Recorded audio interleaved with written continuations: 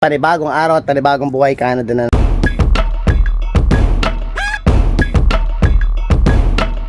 naman mga kamamaw. So ngayong araw na to is tingin naman suot natin mga kamamaw, mga pandiin na nating suot. Yan, pupunta tayo sa gym ngayon sa YMCA. So ngayon from last week, pasensya na kayo mga kamamaw at napakadalang ko makagawa ng vlog ngayon. Sobrang hectic ng schedule talaga namin. Mas pinapriority ko na lang minsan yung anak ko na mabigyan ko siya ng oras pag kaming dalawa magkasama. So ayun, given na nga yun na dahil may baby tayo, kaya nahirapan din ang gumawa ng vlog natin. Pero ngayon gagawa ako ng vlog natin at alam ko na miss ako ng mga subscriber ko. So from last week is nagpunta tayo sa Motion Fitness na invite tayo ni John Walter. Ngayon namang linggo na to, saan ba tayo pupunta? May nag-message naman sa akin, subscriber natin. In-invite ulit ako mag-workout. Pero ngayon, this time sa YMCA. So, in-invite tayo ni Kobe Joe. So, sabi ni Kobe Joe, baka daw gusto kong sumama kasi nag-workout siya sa YMCA. Siguro gusto niya ng gym body lang ba. Kaya, minessage niya ako. So, ngayon, hinintay ko na si Kobe Joe, pupunta kami. So, hindi ko alam kung ang workout namin ay parehas o may sarili siyang program.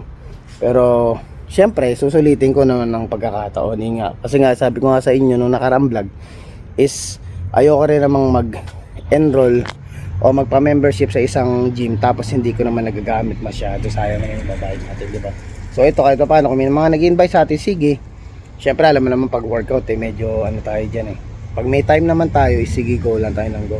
So yung mga kamamo, ang workout naman ni kamamo ngayon ay bala ko is magba-bicep tsaka ng chest naman ako. So nakita niyo naman mga kamamo yung kahit paano malaki pagbabago. Actually small tong damit natin pero hindi na lumalabas yung tiyan natin medyo maliit na yung tiyan natin ngayon. Kahit paano nakukuha sa tiyaga tsaka pagsisikap dun sa goal na gusto nating ma-achieve. So kaninang umaga nag-breakfast ako ng ang breakfast ko lang, din ako nagluto dahil wala nang time. Ang ginawa ko is yung paborito nating yogurt, whey protein, tapos naglagay din ako ng avocado tsaka banana tsaka nung almond milk. Yun ang pinaka breakfast natin. Nagdala na lang ako ng protein shake ko ngayon na after ng workout. Ito yung inumin ko. Binabala ko magko-core muna ako, yung abs muna, mag-abs muna ako kasi usual pa nagbablog ako pag nag-workout ako, napapansin ko kasi mga kamamaw, pag hinuhuli ko na yung abs, parang alam mo yung sobrang pagod ka na sa mga mabibigat mong binuhat. Parang naghahalo yung tamad. Pero syempre di naman nawawala yung sipag natin, tiyaga natin. Pero iba pa rin yung may energy ka na ginagamit mo yung minsan nauubusan ako ng enerhiya pa nag-abs ako sa huli. So bala ko mag-workout muna ako sa simula. Hindi naman sagad na sagad. Iunahin ko na yung ab workout kasi mag-chest ako and then yung bicep. So malalaman natin kung parehas tayo ng program ni Kobe Joe mamaya. So ayan, hintayin ko lang siya. Sama kayo sa akin mga kamamaw sa araw na ito. Pala mga kamamaw, ano ko lang yung kamamaw cup, may bago tayong version. So ayan, lalabas ko dyan sa video na yun. So salamat natin sa mga nag-order. May nag-order na sa akin ng 11 pieces. So ayan, sa mga gustong umorder, may tatlo siyang design. Ayan, papakita natin dyan sa video. Ayan, message lang kayo kung interesado kayo. Ayan, maraming salamat.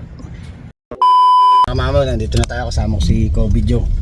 So yung YMCA sa Miana yun, di ba? Midtown ba? Near, yeah, 22nd. Midtown, yan. Doon natin sa YMCA may swimming pool din, di ba? So yun, parang siya, parang siyang show, no? Sa show, yun, ganun siya.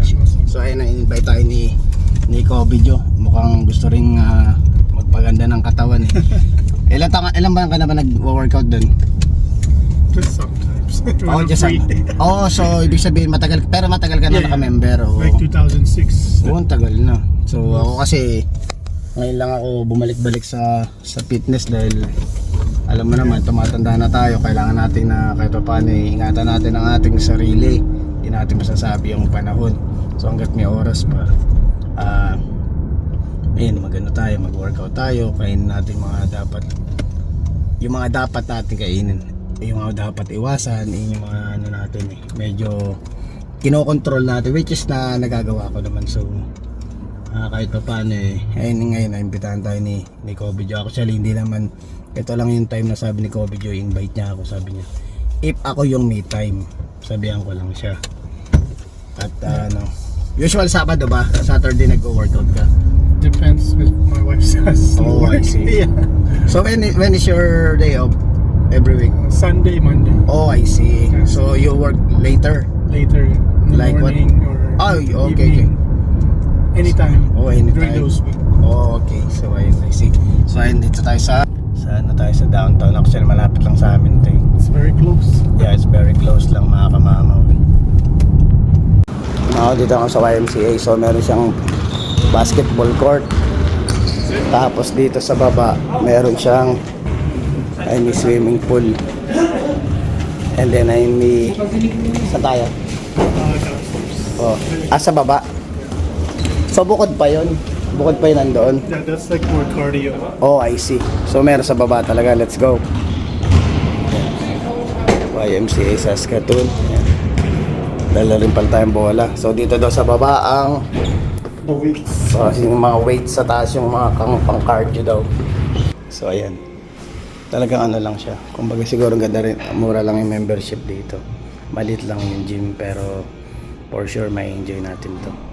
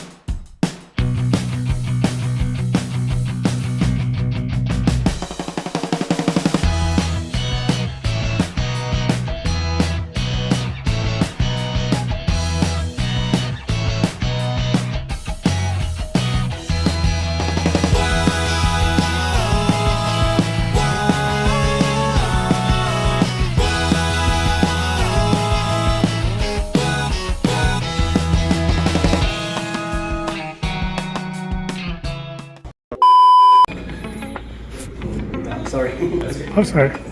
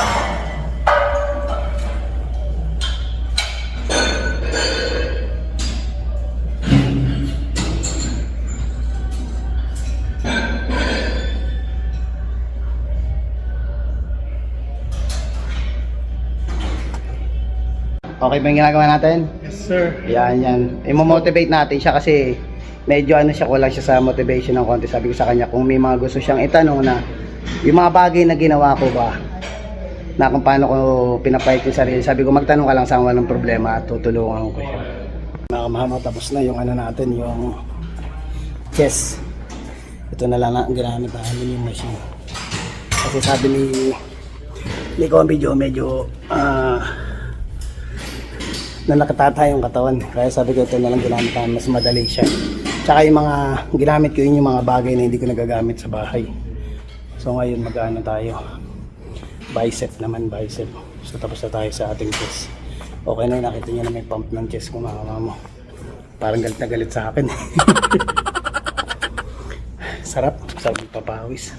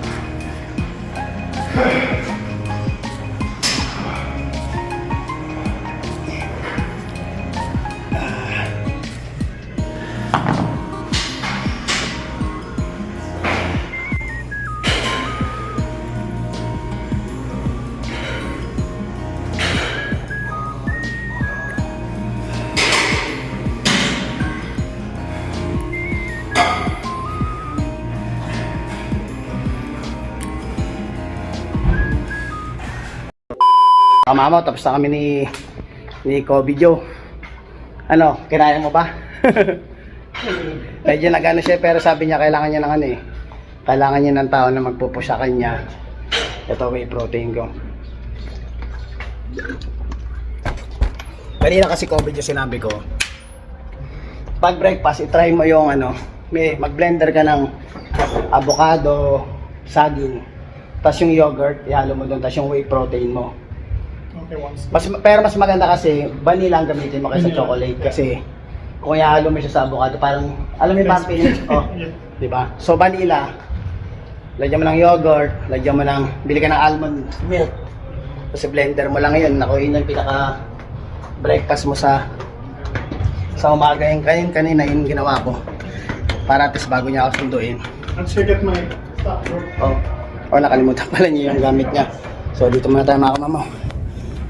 Medyo nabitin ako actually kasi isusunduin pa pala si Kobe Joe. Kaya sabi ko sa kanya dapat inano mo rin yung oras mo sa akin para at least na-manage ko ng maayos. So pumunta tayo, kinuha niya yung gamit niya. Okay na rin naman dito sa YMCA. So ang membership daw niya is parang 25 bi-weekly. So isipin mo ba't ganun lang yung gym, $25 bi-weekly. Ba't ganun lang yung gym, tapos ba't $25 ang bayad? Ang $25 na yon included na yung family niya. Katulad yan, libre pa ako. Included na yung family niya, pwede ka pang mag-basketball, pwede ka pang mag-swimming, may mga schooling pa dito like taekwondo, pwede mong isali, i-enroll yung anak mo on that kind of membership. So ibig sabihin napakamura mga kamamaw ng membership fee, $25 overall na. So ngayon ito, actually dito lang siya sa may ilalim ng mall sa Midtown dito sa Saskatoon. So bala ko din banggitin ko kay Mrs. yung mga ganitong kasi kahit paano malaking bagay, di ba? Makapag-workout ako, may swimming pa dito, which means ang lapit lang sa bahay namin is makapag-swimming pa si Jacob. Ganda ng swimming pool, oh. Yan, oh. Hindi lang siya parang pang baby pool, pang ano talaga siya, pang kumbaga yung mga gusto mag-schooling ng swimming lesson. Ayan. So ito, may basketballan pa mga kamamaw. Nandiyan na lahat, swimming pool. Ayan, may ano pa, basketballan. Maganda siya, mga $25 na babayaran mo bi-weekly. So parang sinasabi ni Kobe Joe is like 100, 150 yearly.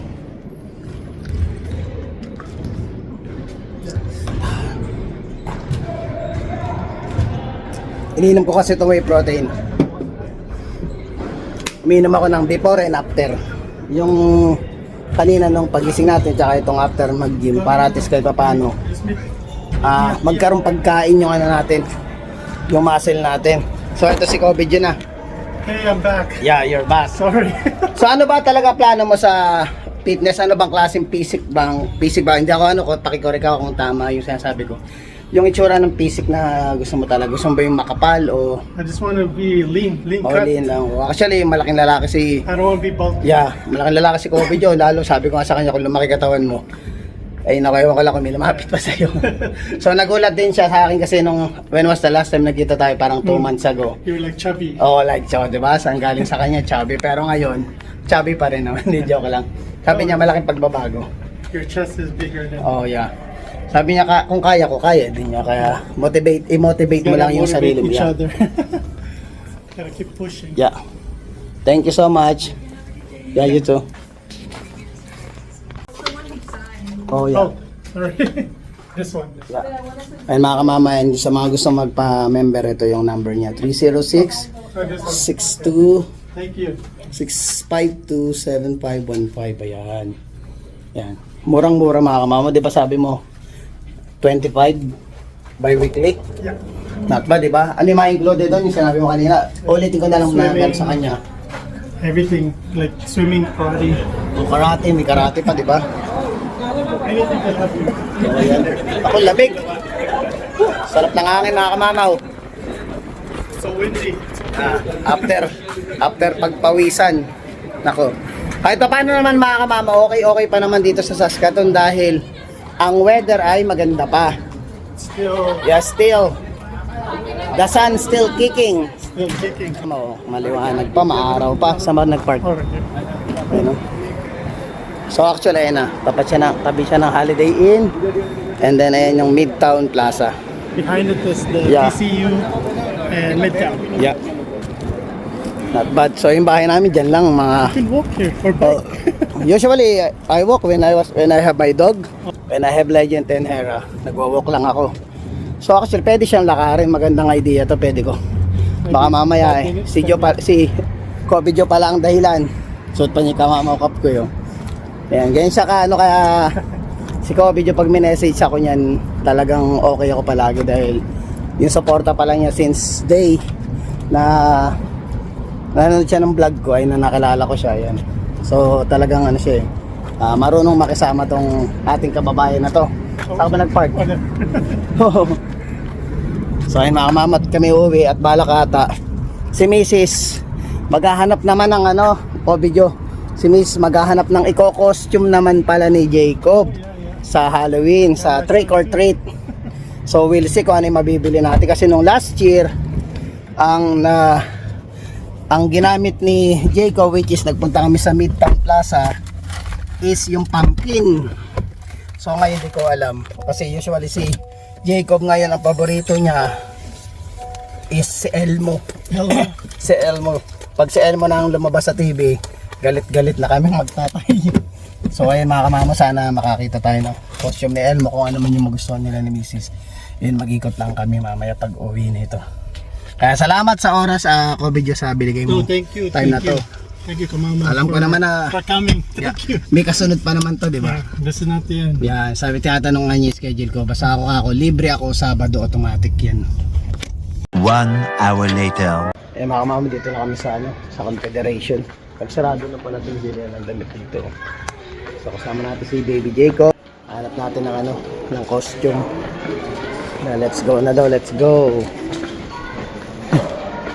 Nakita na daw yung mami niya. Ayun na. Ano na piling costume? Ay, cute yan. Oh, yan. So, ito may lion. Mga mamo, lion. Oh. Hindi ko tiniwanan ako. Iwanan tayo. Pero tara.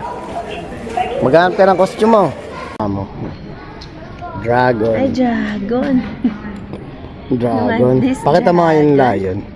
Dragon. Yung lion tsaka moose. Yan ang mga ano. Ito. Yung moose maganda kasi makapal siya eh. Ito yung... Lion. Ahem. Lion. Ito siya. Yan, lion.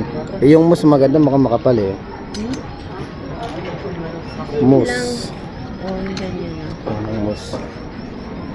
Para Canada. Pero tinabi na namin yung ano. Ano tong tinabi mo isa? Ano to? Bear. Yan.